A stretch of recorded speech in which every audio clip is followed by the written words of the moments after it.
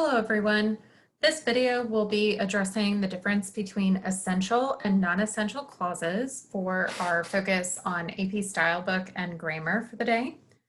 One of the biggest grammar mistakes writers often make involve errors with essential and non-essential clauses. I think understanding these two concepts will help you understand other grammar rules that we'll be talking about in the future. So it's an important lesson that I want to go over with you. An essential clause is one that is important to the overall meaning of the sentence. If you removed an essential phrase, the meaning of the sentence would change. It's important to remember that essential phrases are not offset by commas. You do not put a comma with an essential phrase to separate the phrase from the rest of the sentence. Let's get an example. The man who is wearing the red shirt is my husband. Here, who is wearing the red shirt is an essential clause because it helps us identify in the group of men which one is my husband. If we took out the phrase, who is wearing a red shirt, you would not be able to identify which one was my husband.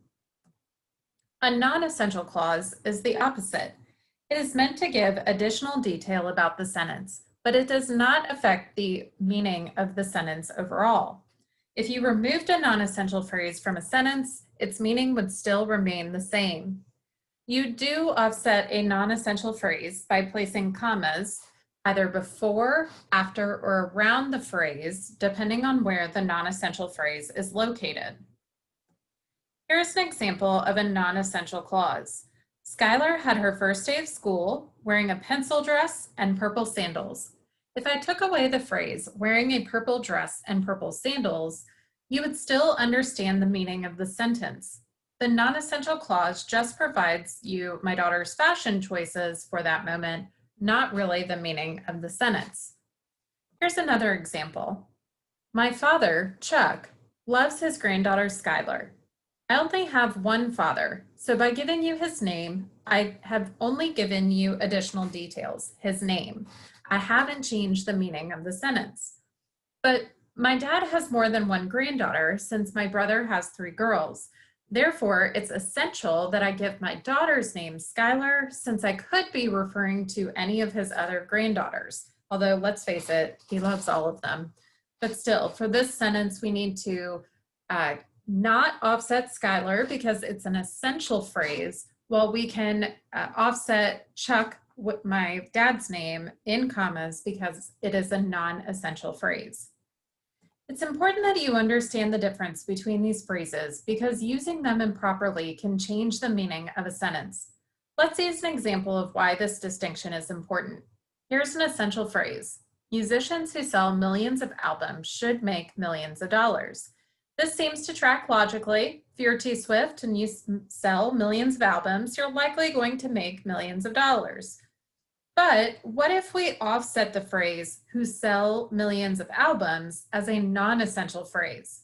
Musicians who sell millions of albums should make millions of dollars. By making this a non-essential phrase, you're suggesting that every musician sells millions of albums, even Mouse Rep from Parks and Rec, and sadly for many musicians, that's just not true. Without this essential clause, the message of the sentence is not the same. It's important to remember that sometimes phrases are descriptives and therefore part of the essential clause. It's usually easy to figure out what phrases are descriptive versus non-essential clauses because there's no article or pronoun. Here's what I mean. Chrissy and husband John sit on the couch. Here, husband is an adjective for John, describing who John is to Chrissy. Notice there's no article like the, or an, nor are there any pronouns like his, our, their.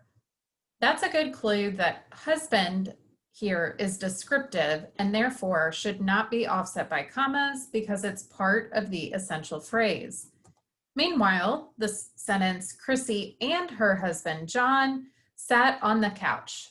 John, in this instance, is a non-essential phrase because Chrissy only has one husband. We can assume this for most couples since polygamy is illegal in America, and therefore the name John can only be additional information that does not change the meaning of the phrase. Aren't they just the cutest couple? I absolutely love them. So in summary, when a phrase is important to the meaning of the message, you consider it essential and do not use commas. If you take the message out and it doesn't change its meaning, then it's likely a non-essential phrase. A non-essential clause is not necessary to the sentence, and it does need commas. So now that you've gone over the difference between essential and non-essential clauses, I want you to finish the AP homework that I've provided in Canvas and upload it back before Thursday at midnight. That's going to be it for today's module, and I will see you guys for Thursday's module.